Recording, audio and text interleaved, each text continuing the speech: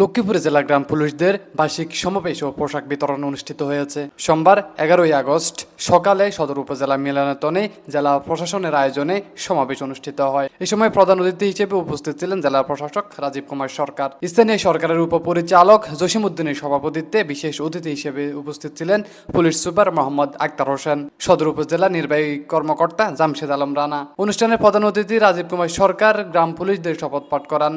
কাজের দক্ষতা এগিয়ে থাকার ব্যক্তিদের সম্মাননা ক্রেস্ট এবং সার্টিফিকেট প্রদান করেন। পরে গ্রাম পুলিশদের পোশাক বিতরণের মাধ্যমে অনুষ্ঠানের সমাপ্তি ঘটে।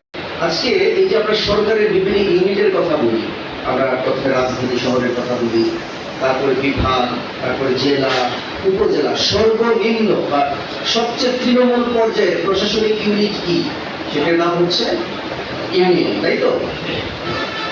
আমরা যে বলি সরকার এই করেছে বা সরকার ভালো কাজ করছে বা সরকার এই সাহায্য করতে পারে, এই সরকারকে কি দেখা যায়?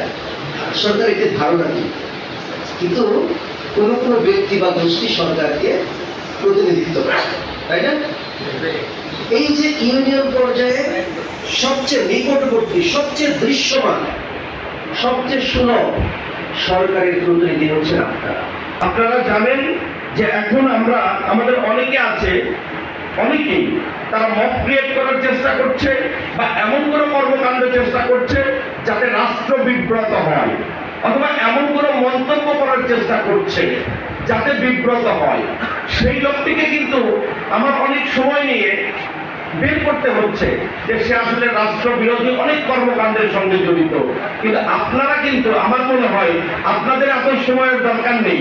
আপনাদেরকে যদি আমরা জিজ্ঞেস করি অথবা আপনারা যদি আমার জানান যে এখানে গোপন বৈঠক হচ্ছে অথবা এখানে গোপন মিছিল হওয়ার সম্ভাবনা আছে অথবা এখানে রাষ্ট্র বিরোধী কোনো কর্মকাণ্ড হওয়ার সম্ভাবনা আছে, আমি বিশ্বাস করি লক্ষ্মীপুরে একটি ঘটনাও ঘটবে না যদি আপনারা সহযোগিতা করেন। আমরা সবাই জানি গ্রাম পুলিশদের দায়িত্ব কর্তব্য কি, কিন্তু সেই কর্তব্যটি সঠিকভাবে পালনের করতে গিয়ে আমরা নানা রকম চ্যালেঞ্জের সম্মুখীন হই। এই বিষয়গুলি আমরা আলোচনা করব। তো আমি একটি কথা বিশ্বাস করি দৃঢ়ভাবে, আমাদের যে বর্ডার গার্ড বাংলাদেশ বিজিবির একটি স্লোগান আছে যে সীমান্তের অতন্দ্র প্রহরী। আমি মনে করি গ্রাম পুলিশ যারা আছে এরা হচ্ছে গ্রাম অঞ্চলের আইন শৃঙ্খলা রক্ষার্থে অতন্ত্র প্রহরী। আপনারা হচ্ছেন গ্রামগঞ্জের অতন্ত্র প্রহরী। আপনারা সার্বক্ষণিকভাবে ভিজিলেন্স থাকেন, অর্থাৎ যে ওয়ার্ডের বা যে ইউনিয়নের দায়িত্বে মহল্লাদারের দফাদারের আপনারা সেই জায়গাগুলিতে সবসময় ভিজিলেন্স থাকেন। আমি দৃঢ়ভাবে বিশ্বাস করি আমার প্রতিটি গ্রাম পুলিশের সদস্য জানে চুরির ঘটনার বিষয়ে তাদের ধারণা আছে, ওই এলাকার যে কারা কি করতে পারে, ডাকাতির ঘটনার বিষয়ে তাদের কাছে ইনফরমেশন আছে এবং সেই ইনফরমেশন কাজে লাগিয়ে ডাকাতি প্রতিরোধ করে তারা, তাদের কাছে জন্ম মৃত্যুর তথ্য থাকে।